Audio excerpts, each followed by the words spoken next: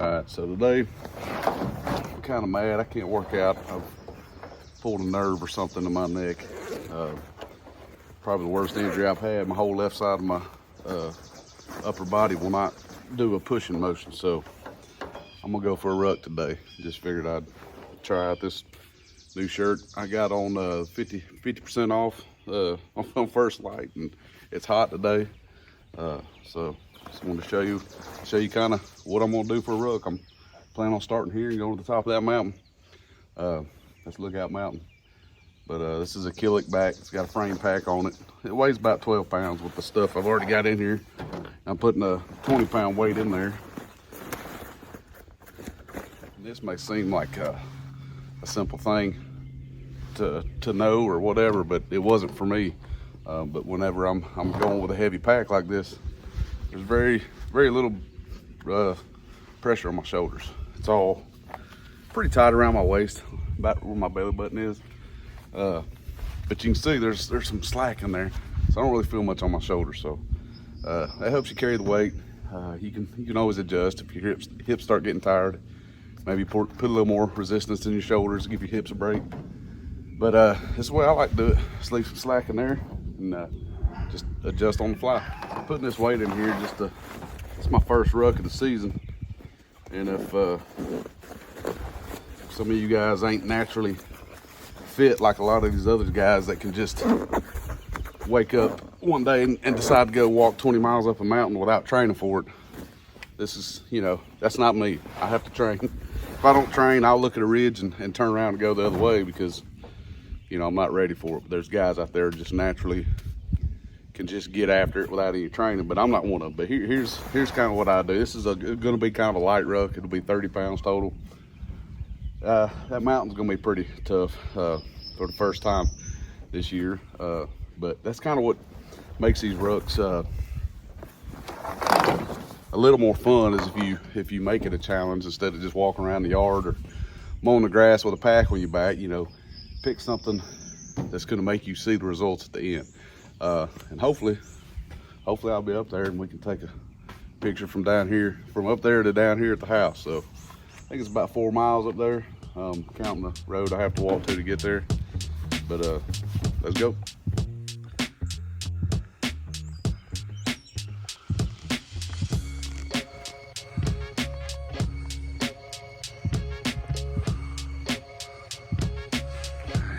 Half a mile later, starting to incline up. Pretty and shady and cool in here though.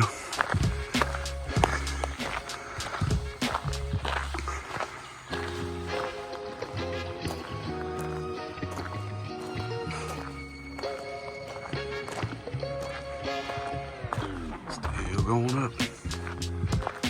About 40 minutes in, my hips are starting to get tired.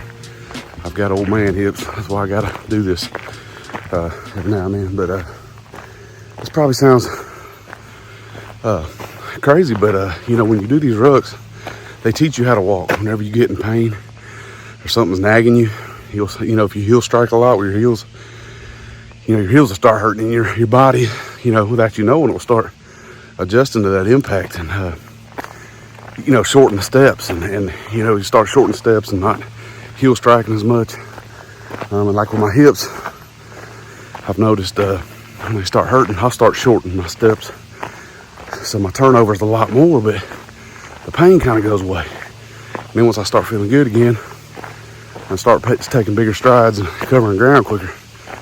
But it's just good to do these rucks because it gets you in shape, you lose weight and all that stuff, but it just teaches you how to walk through pain, walk through stuff that's uncomfortable. So get out and do it.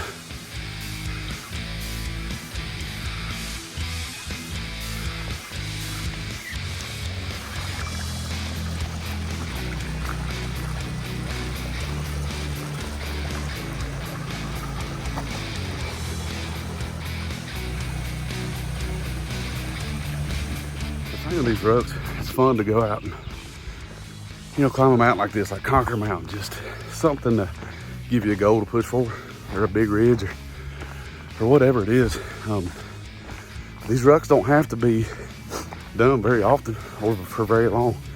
I did Ironman about 10 years ago.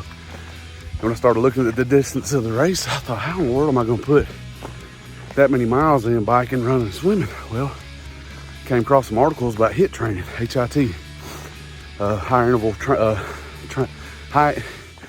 training, high intensity interval training is what it's called. And basically, say you want to get good at running, but you don't have time to run many miles, sprint or run as hard as you can for about 2 minutes, and then walk for a minute. And that walk lets you catch your breath. You run for 2 minutes, walk, and you can mess with those intervals. Don't have to be 2 minutes. Start out easy, run real hard for 30 seconds, walk for 2 minutes. But what those intervals do is you'll get the same benefits from that short duration workout. And say that workout lasts 15 minutes. It's equivalent to somebody like running 5 miles straight at a slow death march. Slow death marches do not make you faster or better at anything except for running for a slow pace.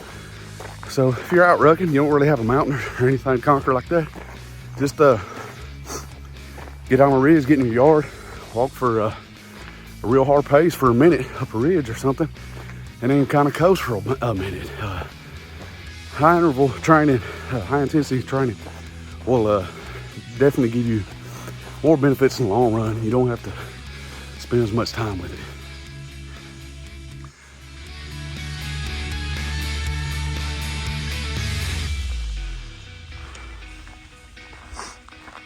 Getting close to the top.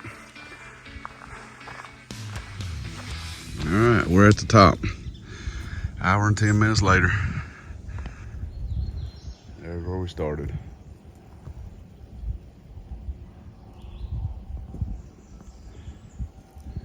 It's a pretty view up here. That's why I like coming up here. It's worth it to try to make it to the top.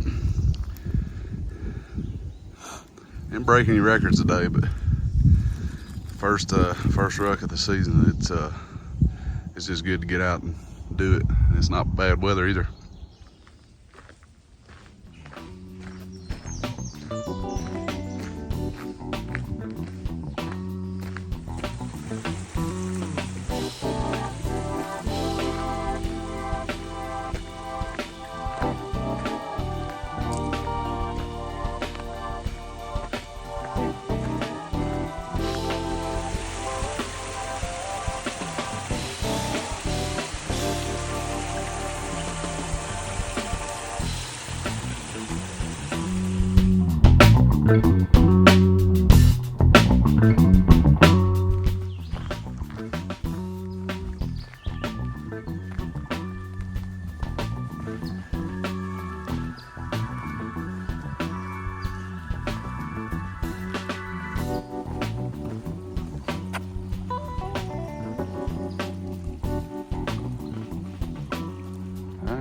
Just got back. I think it was two and a half hours total time.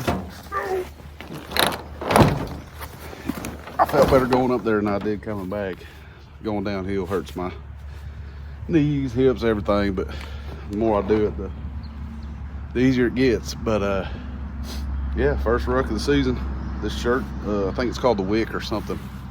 They still got them 50% off. Might want to get them, because this bad boy, if anybody knows me, I sweat like crazy, and it's pretty dry, and it's pretty comfortable.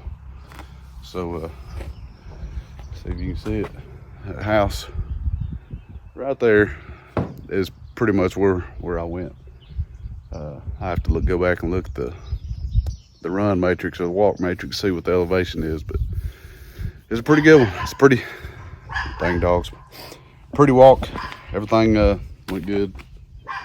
And the reason I recommend doing these rucks or these hikes or whatever, especially with weight on your back, you know, that was 32 pounds. You know, that's not what I'm really carrying on my back when it's hunting season. But when you make these training sessions harder than what the actual hunt is, it just makes everything easier when you're in the woods. Because I know a lot of times whenever I go to a new place, out of state or whatever, and I'd mark a spot on the map and I'd see how many hills I had to go through and how many miles, or how, you know, some of it might not be a mile, but it, you know, just some of it, it's just hard to do, especially when you're not prepared for it. So just doing these and letting yourself know that you can, you know, cover some elevation, cover some ground, when you get out in these new places, you know, these ridges don't look as big anymore. You know, you don't think twice about it. You just go up it, see what's up the next ridge, and maybe, you know, hopefully getting you in a spot to kill big bucks. So this is why I think they're important. That's why I always do them.